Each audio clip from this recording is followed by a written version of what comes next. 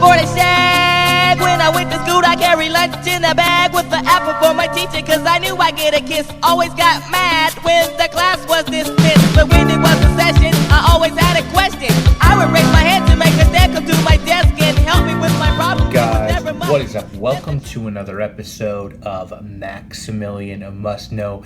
This is going to be the third episode in the Demeter series. Remember, October is Demeter month on my channel. We did the first video on sort of an overview of the brand, why I am enthralled and really into this brand, why I think you should be. The second video was really about looking at their fun and novelty sense. And the third video is going to be looking at their fragrances that are considered more wearable. And the question I think I want to answer for you guys in this video, and for myself as well, to be quite honest, is are these scents good? As fragrance lovers, are we going to consider these fragrances any good? Are they going to last on our skin?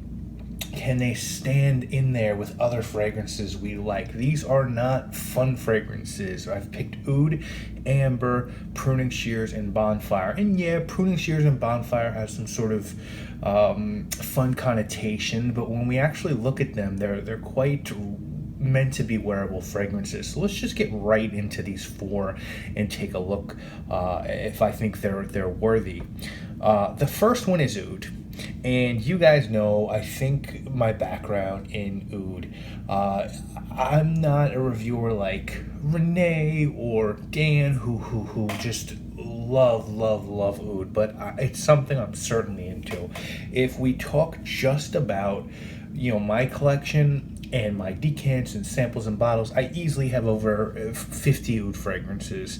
I have smelled super expensive Oud, pure Oud oils and Oud atars from the Middle East. It's one of my favorite notes. I probably like leather more, I probably like galbanum more, and I probably like anise more. But other than those three notes, Oud is right there for me. Demeter's Oud was launched in 2013, and I think this is an excellent interpretation of Oud. To me, guys, this smells like a lighter version of M7, and I don't say that lightly. You can get an ounce of this for $18. If you really like this, you can get a 4 ounce of this for $35. It has that sort of cherry cough syrup sweetness that M7 has. Now, I'm not going to try to fool people and say, oh, this is Amber Oud by Raja, or you're going to be getting a Xerjoff Oud Stars quality scent here. But I've smelled my fair share of cheap Oud fragrances. I have my fair share of cheap Oud fragrances, the designer Oud scents like Modern Oud by New Parfum or Intense Oud by Jovan, and this is a great barometer. I feel like this one to see if Oud is a note that you'd consider purchasing if you'd want to really look into an expensive Oud, and I think this is a great blending Oud. I really enjoy this one. I think it's a good performer, and you blend this with the one we're going to talk about next, and you're on to something so really good here. I really like this. It's not funky, just so you guys know, like it's not one of those funky Ouds. It's not really strong. It sort of has that cherry cough syrupy sweetness that M7 has, which I personally really enjoy. The next one I want to talk to you guys about is just their Amber, and this is really nice too. Like an ounce of this is $18, and for all four of these, there are room sprays available, there are reed diffusers available, there are massage oils available, there are body lotions available. This is gorgeous. I think that as a fragrance, as a one note off, this is probably even better than the Oud. And again, if you're looking for Parfum d'Empire Ambre Rousse or Histoire de Parfum Ambre 114, no, you're not going to get that. But for $20, this is awesome. It's resinous, it's sweet, it has a marshmallow sweetness, it's fluffy, it's substantial, it's a powdery Oud, it's not an animalic Oud, it's not a gourmand Oud, it's got a chewiness to it that powdery Ouds do have. It has a richness. It's really good. It's very wearable on its own. But as I just said, I could really see blending this and oud with a couple other Demeter scents, maybe Hawaiian vanilla, or angel food cake, or layering this on top or under another scent that you like. The best things that I've ever smelled from Demeter for me so far are oud and amber. And this is a beautiful fragrance. If you like amber, I don't see how you don't have this one in your collection for $20. Now the next one is called Pruning Shears. This is one I really wanted to try, okay?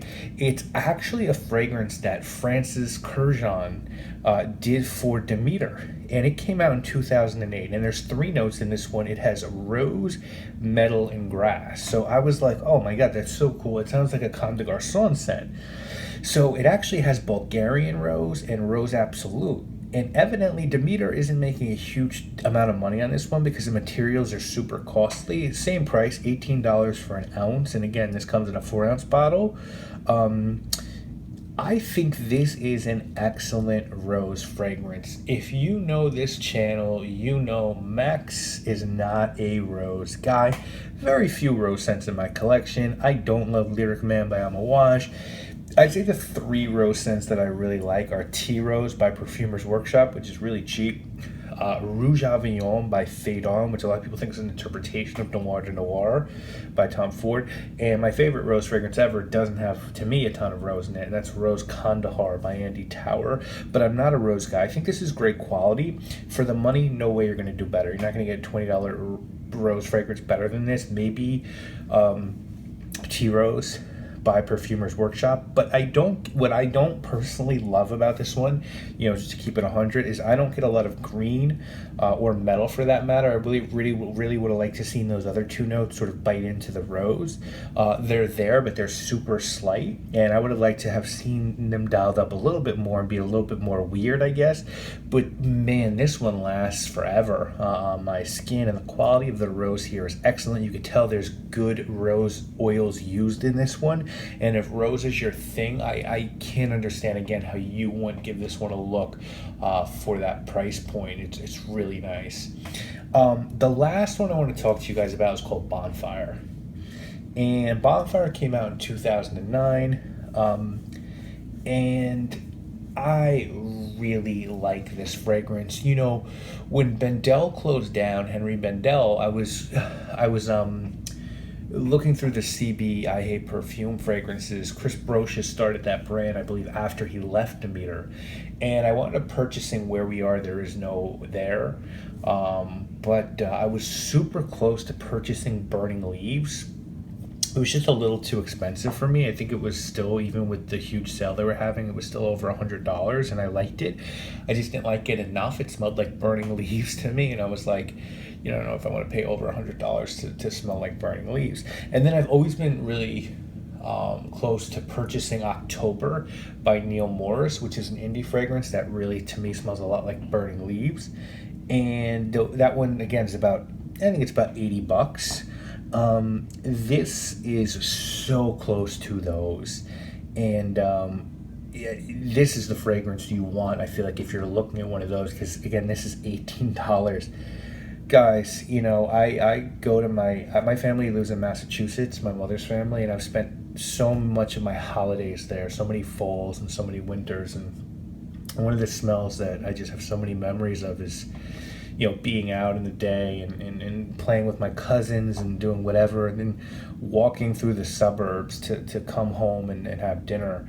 And you get that smell, literally, of fireplaces and just fall air and leaves sort of crushed under your feet. And this is a perfect reproduction of that. And what I love about this one is there are people out there, and again, I myself need to be smacked for believing this at one point, think that some Demeter fragrances don't progress, and they're meant to be one notes, but some of these are more than that. Like Bonfire is definitely more than that, because this one opens up super smoky. You almost have to, I can understand why some people might be put off. It smells like a burning fire.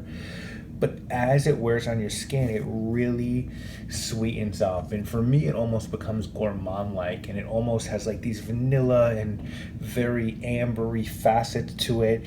And again, guys, we're talking about an $18 scent. And just imagine blending oud and amber and bonfire, maybe a little bit of pruning shears, and what you can create on your own. And the funny thing is, that's what we're going to talk about next week. We're going to talk about blending Demeter fragrances, because they actually have their own kits available called their foolproof blending kits. So we're going to talk about those for people who are, you know, want to make their own fragrances but maybe don't have the wherewithal or the knowledge to really do it at a perfumer's level. But this was about, you know, are there wearable fragrances in the Demeter library? And I think you can see, you know, at least from my opinion, yes. The answer is yes. And I'm sure, you know, some people are going to go, oh, well, you're just saying that because da-da-da. Well, try these. You know, I implore you to try them. As I said, it's a misconception that I have had about the brand to just sort of think, oh, these are novelty scents. These are just fun scents. Well, I don't think oud's a novelty scent. I don't think amber's a novelty scent. I don't think pruning shears a novelty scent. And bonfire is certainly not a novelty scent. These are great fragrances at their price point. So guys, check them out. Let me know what you think if you've tried these. Hope you're enjoying this series. I'm having so much fun doing this. Again, huge shout out to Blair for working with me on this. And we're going to finish up next week with the foolproof blending kits. I'm going to introduce those to you guys, talk about blending Demeter fragrances and how you might do that. And I'll see you again with more videos real soon, guys. You already know what it is. I had to let her pass.